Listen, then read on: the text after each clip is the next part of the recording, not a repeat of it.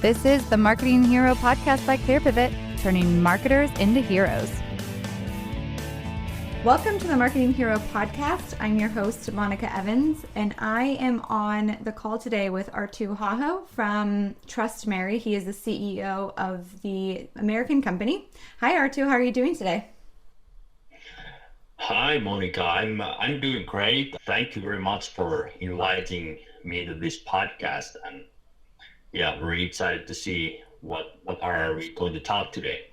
Yeah, definitely. Why don't you tell the audience a little bit about yourself and Trustmary?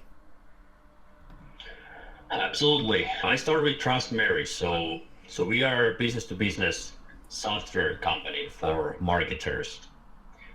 So our customers, they improve their website conversions typically by 20 to 50% with the social proof they have collected in our platform or in other channels. And so we are a software company, and yeah, my background, we have been doing this thing for 4.5 years, pretty much. And before this, I was working for the global IT corporation as a sourcing manager. So, and then before that, studying industrial engineering and management in Aalto University in Helsinki, and then also in Canada for one semester. But yeah, that's my background. Dad of 2 boys, lovely wife. I have a lovely wife, and I enjoy. We all of us we enjoy a lot of outdoors and different kind of sports, going outside, and yeah, enjoying our time in Minnesota at the moment. Yeah, perfect. And you mentioned that the headquarters are in Finland and you are in the US. Are you in any other countries? Yeah, we have offices, as you said. We started from Finland, and we have a few offices in Finland, and then also in Sweden, and then here in US. But basically, we are serving the whole European market, and then the US and Canada. So those are the markets where we are at the moment. Oh, perfect. And what makes Trustmary so powerful? And at what point did you know you had achieved momentum with new sales? That's a good question. So, and then yeah, maybe I need to open a little bit our story before going that, since we actually 4 years ago we were not a software company. So we have been transforming and changing quite a lot during these 4 years. But we initially started with the idea that okay, we noticed that what customers are saying about your product or service, that's pretty much the best selling point you can have and the most effective way of doing your marketing. So then we came up with the idea that okay, let's create a business that you can very easily, effortlessly, and at a reasonable price, you can get authentic customer stories and what they are thinking about your product or service. So to get all of that easily and then use that as a part of your sales and marketing. And that has been the idea from the beginning, and that's still the idea, but then what we are doing around that has changed a lot. And then we started with the video testimonials 4.5 years ago, and photos and text articles, and then we have been transforming to the software company during the recent years. But so what makes us powerful at the moment is basically that you can, after you have started using our software, you can actually find out pretty easily, and only with like, let's say 30-minute time investment, you can find out that what is exactly the result of the social proof you are getting from your website. So kind of the facts that okay, the social proof I'm using in our website is resulting exactly this amount of money to our business. So that's kind of maybe the powerful thing at the moment. Yeah. So are you able to track your ROI based off of your social proof? Exactly. Oh, wow. That's awesome. And how did you get your first customers? And is it the way that you are growing now different than what you were how you grew in the beginning? Yeah, it's actually pretty different. There are several reasons, but in the beginning, when we started 4.5 years ago, we were very active with sales. Okay, we still are. That's kind of part of our culture in our company. But we started from Finland, and it's like, for example, okay, I give you kind of the practical example that you can still find almost like the phone number almost any person from the public resources. So it's pretty easy to find those phone numbers and then just make a call, and people actually are still answering those calls. So yeah, we did a lot of prospecting, cold calling, and then having meetings, and then actually closing deals from the first meetings.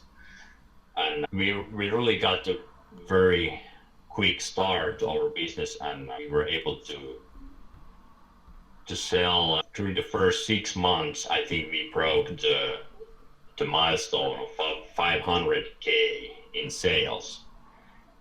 And but yeah, that's we still have the active sales attitude, but at the same time, when we have been transforming the software company, it's kind of a different world. So now we are putting a lot of effort on digital channels and our online and digital presence, and we are kind of trying to make the sales like we try to do it scientific way.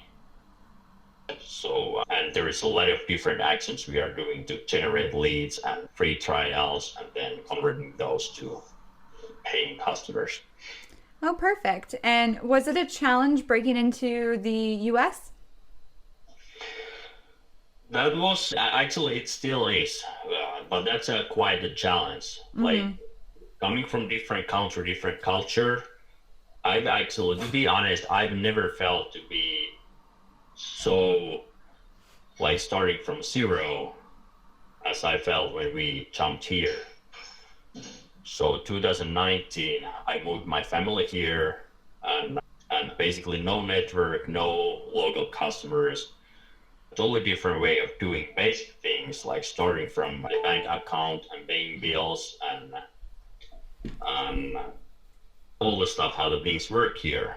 So it's a big challenge, but at the same time very interesting journey, and the potential in this market is huge. So that like the challenge was pretty much what we expected, but yeah, very big challenge. But now it's looking good. Yeah, so you mentioned at the start you were doing a lot of heavy sales, cold calling, just trying to break into companies that way. And then you've kind of changed more to the digital side of things. Have you kind of broken up your marketing teams in a kind of country focused, so Finland versus Canada versus US, or how is your marketing structure set up within your company? Yeah, there are a lot of there are a lot of same things you need to do similar like in different countries, but there are also differences. So the one and all the things what I'm now telling are kind of leading the structure, what kind of structure we have in different countries. But the one big difference is that, for example, the market here in the US is way more competitive compared to for example, the Nordic countries in Europe. And so we can notice it from the numbers that okay, if we get a certain open rate from our email campaigns in Sweden, then it's a very big difference what is the open rate here in the US. So it's less, and significantly less actually here in the US. So basically coming here to the US has kind of forced us to to improve our way of working, to really do the things as good as we can, and then that actually a little bit helps our working in the European market as well. And but yeah, at the moment our structure is that we have certain things what we are doing on the global level. So we have a head of marketing who is responsible for those things, and like SEO and our website and landing pages and or actually the website in general. But then we have, for example, here in the US, we are actually recruiting more marketing people at the moment. So we are, and they are focusing only to marketing here in this market. So then we are doing local campaigns and landing pages maybe, and then kind of designing and implementing, like having the local design for the campaigns we are having here, and then implementing those, and then it goes the same way that they are having own campaigns in Finland, own campaigns in Sweden, and yeah. So then that's kind of the structure. We have the local marketing people, and then the head of marketing who is kind of looking after the different countries and then doing some things in the global level. In terms of kind of digital marketing campaigns that you've done, I've kind of heard you say that you do, email campaigns and you kind of track what those open rates are, click rates are, and stuff like that. I heard that you also kind of do the users to kind of from a free trial to a paid account. Are those the type of campaigns you are typically running? Do you do any PPC ads or anything like that to try to get audiences and prospects to your website? We do a lot of stuff. So we basically, the email and LinkedIn are the one we're using a lot. The Google, Facebook, LinkedIn ads, those are what we're doing as well. It kind of changes, like sometimes we are putting more effort to certain things, and then maybe a little bit more effort to some other things, but basically on general level we are doing all of those at the same time.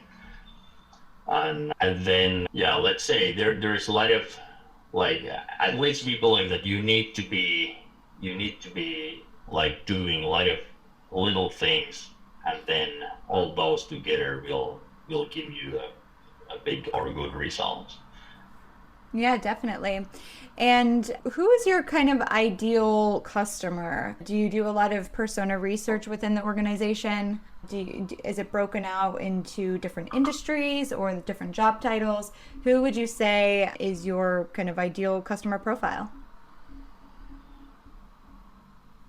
At the moment, it's the one common factor is that like all the businesses who put a lot of effort on their website, so they really try to generate either leads or sales or demo meetings, for example. They try to generate something like that from their website. So that's kind of that's common criterion with our customers, and mostly it's small and medium-sized businesses at the moment who we are targeting.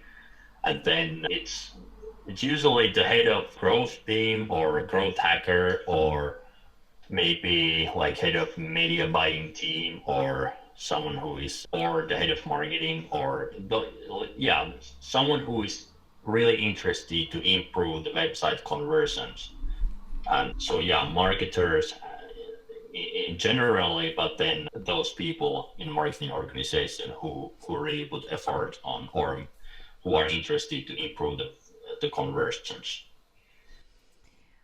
And we talked a little bit earlier about being able to figure out your ROI based off of your customer social proof. And can you explain that a little bit? How is that set up within the software, and how are people able to track that?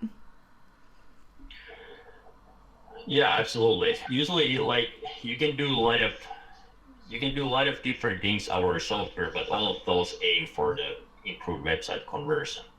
And the typical way for our customers, so how they use the software. So the first thing is that, okay, do they have social proof?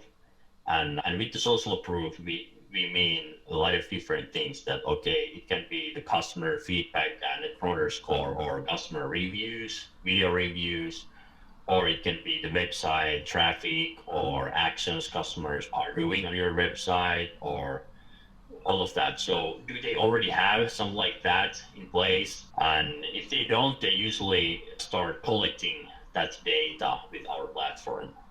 And some customers, or actually quite many customers, they already have, let's say, reviews in Google, for example. So then they can import those Google reviews to our platform, so they can use that as a kind of that data as well. Then typically, when we have the social proof, they can start showing it on their website. For example, you can create a little notifications where you can show, let's say, you have a video review from your customer, so you can show that video review in that little notification. And then you can tie some call to actions if customer is watching that little video there. So then you can tie some call to actions there. And actually the way how we, or you can do in-page embeds as well. But how we are actually showing the result is that you can easily in a couple of seconds, you can set up A/B testing to your website.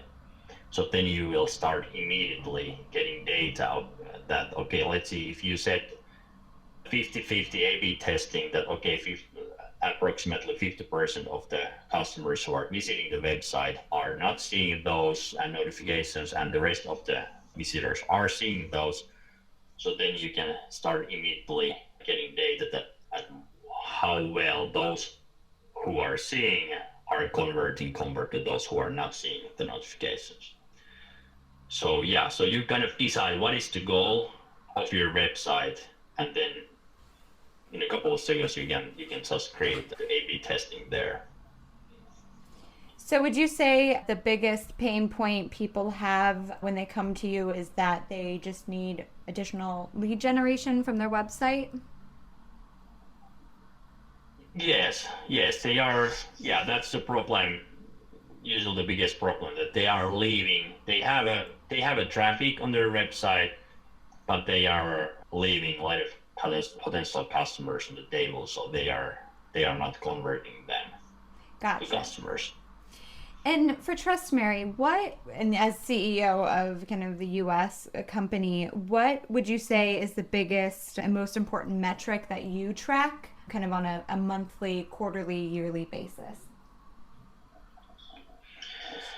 Yeah, this is actually a little bit challenging questions. Very good. Like, what is the number one metric? Maybe it's ARR, MRR.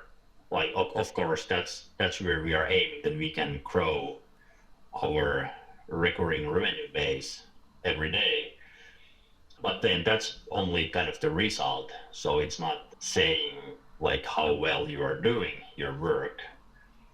And so there's actually, I would say the most important thing at the moment is our objectives and key results. That's the method we are using to implement our strategy to everyday work. So then we are having like weekly updates and checking that how well we are doing with those key results. Are we like progressing well, or are we lacking with some of those? So that's kind of the dashboard, which is giving like feedback that, or are we doing the right things at the moment? And then when we are achieving those key results, then those will lead to more business, basically. So yeah, but that's a difficult question. What is the number one? Yeah, metric? I bet. And how do you currently track all of your metrics? Do you use a third party? Do you have it kind of just in-house? Do you have somebody dedicated to tracking those metrics? At the moment, we are like in-house. So we are actually very old school, using Google spreadsheet for objectives and key results, and then we are getting data from our platform, like so some data like ARR and MRR and all like retention and all of that stuff from our own platform. But yeah, that's how we are doing it at the moment. Maybe considering other options somewhere in the next year. Perfect. Well, thank you for joining our podcast today. We typically end our podcasts with just a fun question, since our podcast is turning marketers into heroes, and we like to ask our guests what superhero they would be if they could be one. Superhero. Actually, I have seen a lot of them. I have 5 in 2 days, our younger is turning 5 and the older one is turning 7 in a month. So I see those superheroes every day. A lot of different superheroes. I think the Hulk has been one of the favorites recently. But so what would I be? Actually, I would like to say that I would like to be my boys. They are kind of my superheroes, or how well they are actually, like they are living their life every day. They have no any worries or anything like, so it kind of feels like a superhero to me. Yeah, definitely. I can kind see of that. teaching me how should I live my life as well. I'm gonna pick that one. Yeah, enjoying the little things in life, the kids just get excited about everything. Exactly. So it's refreshing to see that. Thank you very much, Monica. It was a pleasure to talk with you, and thank you very much for this nice podcast. And I keep listening myself as well. If you're looking to find out more about Trustmary, you can find them at www.trustmary.com. You've been listening to the Marketing Hero podcast by ClearPivot. Be sure to join us next time. For more information, visit www.clearpivot.com.